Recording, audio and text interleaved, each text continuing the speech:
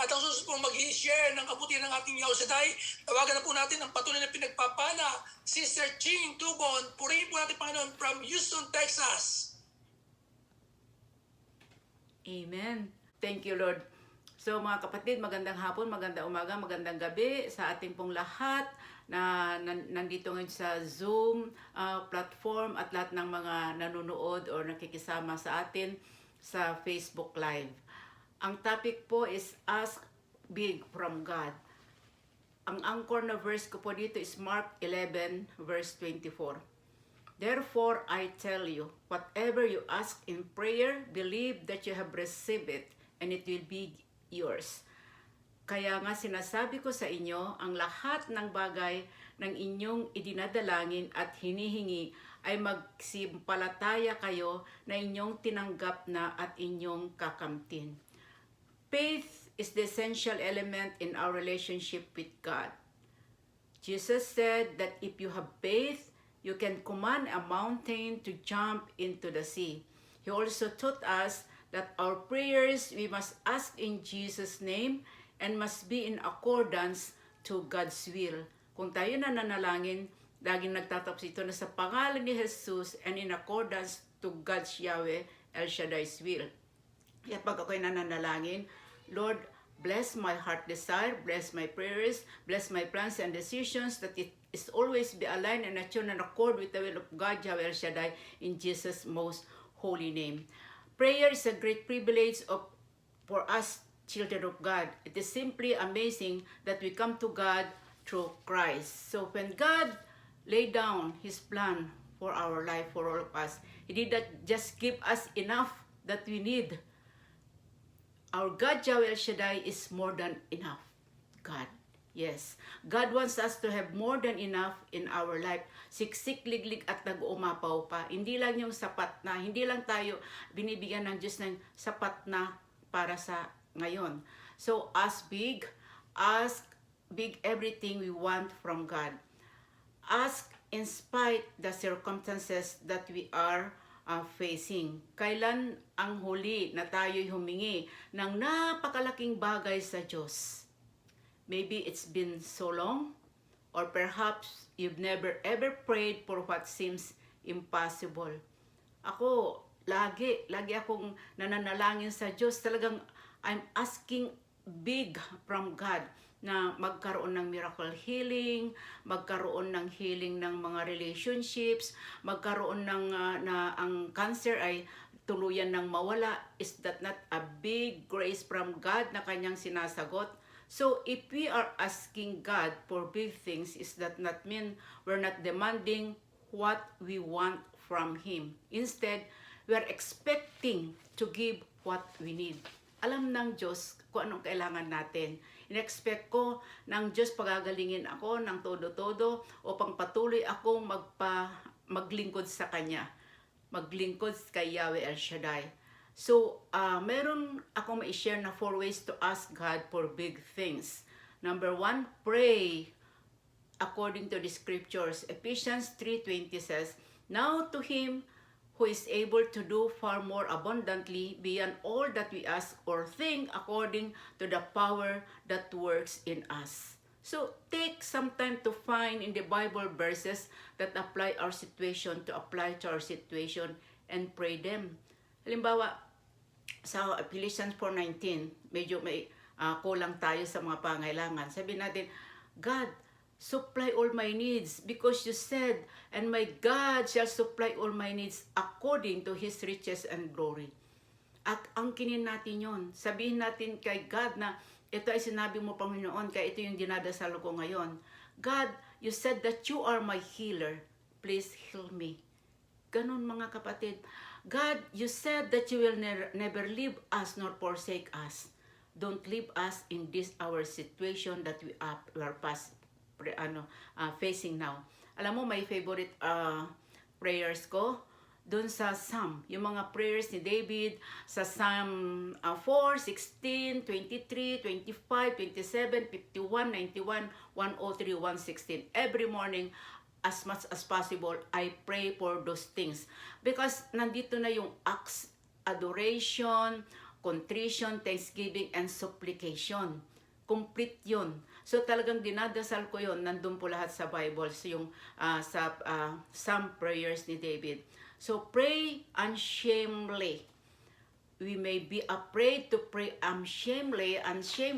Ito po yung number 2. Perhaps we feel like boldly asking for our heart desires is selfish or unspiritual.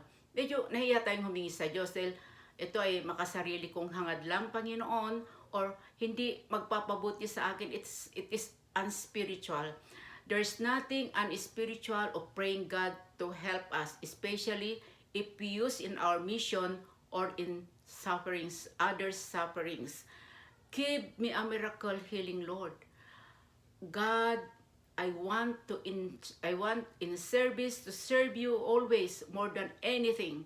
Please help me to be done. Yun yung i-desire natin.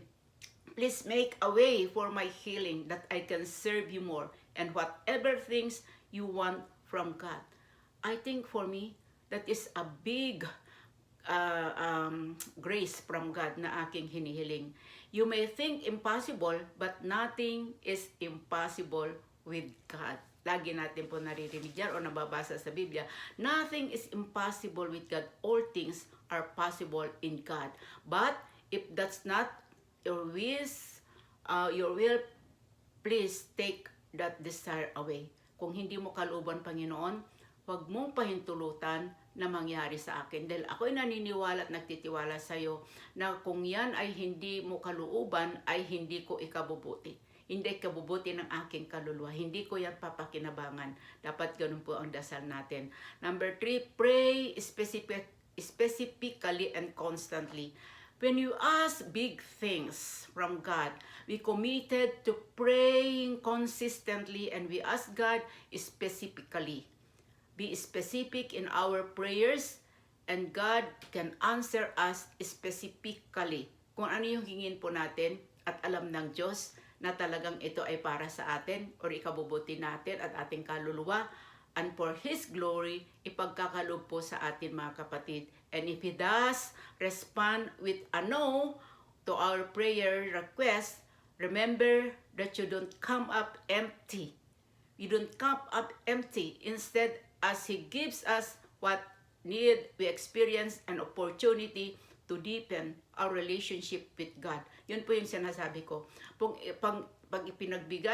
binigay sa atin ng Panginoon hinihingi natin, alam natin na ito lalo ay makakapaglapit tayo sa Kanya, na hindi makakapaghiwalay sa Kanya. Halimbawa, yumaman ka, may ka ng kayamanan, yumaman ka, dati kang nagsaserve kay Lord, and then dahil sa kayamanan na yan, pumasok ang bisyo, hindi mo na alam kung saan dadalhin yung kayamanan na yan, imbes na i-mission mo, imbes na itulong mo sa mga gawain ng Panginoon, ay hindi na tayo malapit ang relasyon natin sa Panginoon. So, pray honestly. Be always honest of our feelings and most especially, be honest to God. Wala tayong matatago sa Panginoon. Psalm 62 verse 8 tells us to pour out our heart to God. So when we pray, be honest in our prayer. Lord, ngayon ko lang, Panginoon, mad ako ngayon. Nalulungkot ako ngayon kasi yung hinihingi ko sa'yo, tell honestly to God. Hindi mo ipinagkalob sa akin. Na kanina, may nag-sharing sa amin na talagang nagtampo siya sa Diyos. He's a disciple preacher. She's a disciple preacher. Pero sabi niya, disciple preacher siya, kamamatay lang yung asawa niya. Bakit ito? Na-diagnose na naman siya ng cancer, breast cancer. Sabi niya. So talagang, naging siya, nagtampo ako sa Diyos, sabi niya ganun, at hindi sinasagot-sagot ng insurance niya, yung kanyang tawag nito, yung surgery. But then God is good, ay kanya ding mga sinagot ng inayos ng doktor, and then yung pagtatampo na yon, sabi niya, basta wag wala ako pababayaan, sabi niya, kahit na ano mang mangyari. Alam niyo, sabi niya, dumating yung nurse, sabi daw nung nurse sa kanya, anesthesiologist, I'm here for you. Sabi niya ganon, hindi kita pababayaan habang nasa surgery ka, hindi kita pababayaan. Tutulungan kita. Yun, kaya sabi niya, assurance ni God na yung pagtatampo ko sa kanya ay hindi niya ako pababayaan pala. pagtatampo, pero ang sagot ng Panginoon, pinakita niya na hindi niya ako iiwan, pababayaan, at ako'y mahal niya, sabi ng aming kanina na nag-share sa amin. So, Lord, nagtatampo ako sa iyo. Ano yung pinagkakatampo mo sa Panginoon? Tell Him, matutuwa ang Panginoon sa iyo. Mas natutuwa kaysa yung paglilihiman po natin, mga kapatid. So if we are not happy, don't pretend to be happy. God wants to have a personal, intimate relationship with us, which comes from telling the truth. Sabi nga po sa Biblia, the truth will set you free. So, let us not give up, brothers and sisters. Never stop believing that God to be the powerful dream creator. He answered all our prayers. And remember that however we feel, whatever we face, we can do all things through Christ who gives us strength.